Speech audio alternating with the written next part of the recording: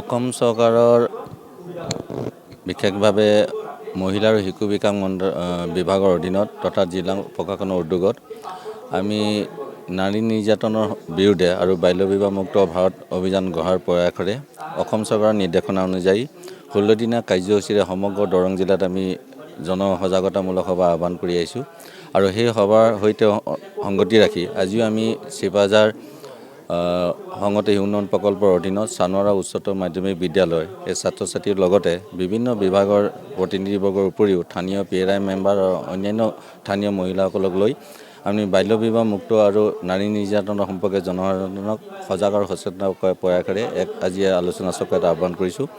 আমাৰ মাজত বিশেষভাৱে মুখ্য অতিথি হিচাপে আছে চিপাঝাৰ সমজিলাৰ আয়ুক্ত সন্মানীয় বাপৰি দাস প্ৰমুখ্যে, বিশেষভাৱে পুলিচ প্ৰশাসনৰ উপৰিও স্বাস্থ্য বিভাগ, চাইল্ড লাইন, শিক্ষা বিভাগ আৰু পঞ্চায়তী ৰাজৰ বিষয় বিভাগসকলক লৈ আমি একত্ৰিত কৰি এটা আহ্বান কৰিছোঁ। আমাৰ এটাই উদ্দেশ্য হ'ল যে দৰং জিলা যিহেতু এখন আকাংক্ষিত জিলা, এই আকাংক্ষিত জিলা হিচাপে বিভিন্ন ধৰণৰ সমস্যাৰ উপৰিও বাল্য বিবাহ এটা নিশ্চয় খুব এটা চিন্তনীয় বিষয়।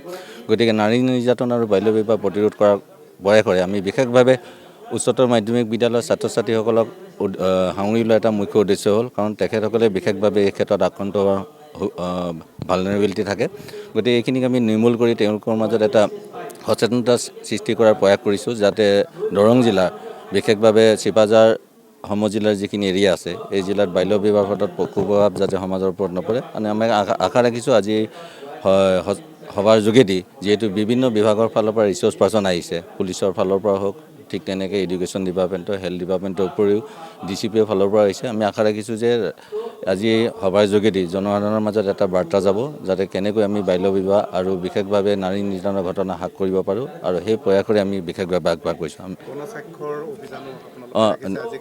হয়, আজি আমি গণস্বাস্থ্য অভিযান এইকাৰণে ৰাখিছোঁ, কাৰণ আমাৰ যিহেতু নিৰ্দিষ্ট এটা নিৰ্দেশনা অনুযায়ী এইটো আছিলে। এই স্বাক্ষৰ যোগেদি আমি এইটোৱে বিচাৰিব বিচাৰিছোঁ যে সকলোৰে মাজত এটা মনত ঠাত বহি যাওক যে বাল্য বিবাহ এটা মুক্ত হ'ব লাগে তেওঁলোকক। কাৰণ যদিও আমি আখৰিক অৰ্থত বিশেষভাৱে আমি ৰাইজক উপস্থিতিত এখন সভা আহ্বান কৰিছোঁ, যদি সকলোৱে সংঘবদ্ধভাৱে যদি একত্ৰিতভাৱে অংশগ্ৰহণ কৰে, তেতিয়া নিশ্চয় এইটো তেওঁলোকৰ এটা মনত ঠাঁচ বহিব আৰু অদূৰ ভৱিষ্যতে যাতে ছাত্ৰ ছাত্ৰীসকলৰ লগতে অন্যান্য বাল্য বিবাহৰ ক্ষেত্ৰত আমি যাতে সদায় সজাগ সচেতন হওঁ তেওঁলোকৰ বিৰুদ্ধে, সেই উদ্দেশ্য আগত ৰাখি আমি গৈছোঁ। যিহেতু আমি বিশেষভাৱে বাল্য বিবাহ মুক্ত বা নাৰী নিৰ্যাতনৰ উপৰিও আমি বেটী বচাও বেটী পঢ়াও স্কিমৰ কথা কওঁ। গতিকে এই ক্ষেত্ৰত ছাত্ৰ ছাত্ৰীসকলৰ লগতে তেওঁলোকৰ স্বাস্থ্যৰ কথাও নিশ্চয় প্ৰাসংগিকতা আছে, কাৰণ সেই সংগতে ৰাখি আমি বিশেষভাৱে স্বাস্থ্য বিভাগৰ যেতিয়া সহযোগত আমি আজি স্বাস্থ্য শিবিৰ ইয়াত অনুষ্ঠিত কৰিছোঁ। এই অনুষ্ঠিত কৰাৰ মুখ্য উদ্দেশ্য এই হ'ল যে ছাত্ৰ ছাত্ৰীসকলে তেওঁলোকৰ আনুষ্ঠানিক শিক্ষা লাভৰ উপৰিও স্বাস্থ্যৰ ক্ষেত্ৰতো যে তেওঁলোকৰ বিভিন্ন ধৰণৰ সমস্যাৰ সন্মুখীন হয়, এই সমস্যাৰ সন্মুখীনৰ ক্ষেত্ৰত আমি আজি এইকাৰণে অনুষ্ঠিত কৰিছোঁ, তেওঁলোকেও সজাগ হ'ল যে ৰক্তহীনতাৰ ভোগাৰ লগে লগে শিশুসকলৰ তেওঁলোকৰ আনুষ্ঠানিক শিক্ষা লাভৰ ক্ষেত্ৰত বিভিন্ন ধৰণৰ বাধাৰ সঞ্চাৰ হয়। গতিকে এইখিনিৰ পৰা কেনেকৈ মুক্ত পাব পাৰি তেখেতসকলে যাতে অলপ জ্ঞানো পায় আৰু সজাগ আৰু সচেতন কৰাৰ উদ্দেশ্যে আমি এই ধৰণৰ এটা মহৎ উদ্দেশ্য ৰাখিছোঁ। Thank U.